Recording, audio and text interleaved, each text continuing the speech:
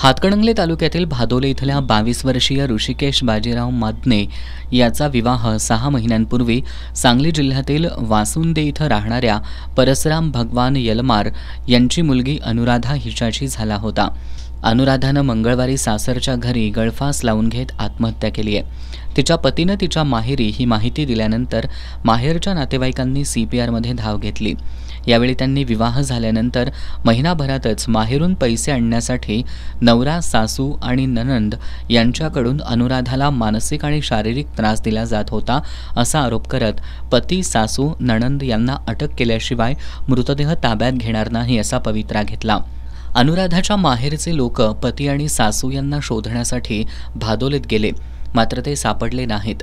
पेठवडगाव पोलिसांनी गुन्हा दाखल करण्याचं आश्वासन दिल्यानंतर अनुराधाच्या माहेरच्या नातेवाईकांनी बुधवारी सकाळी शवविच्छेदन करून मृतदेह ताब्यात घेतला। मयत अनुराधाचे वडील परसराम यलमार यांनी दिलेल्या तक्रारीवरून पेठवडगाव पोलिसांनी अनुराधाचा पती ऋषिकेश बाजीराव मदने, सासू शोभा बाजीराव मदने आणि वाठार इथं राहणारी नणंद पूनम संपत जाधव यांच्यावर गुन्हा दाखल केला असून बुधवारी रात्री त्यांना अटक करण्यात आली आहे।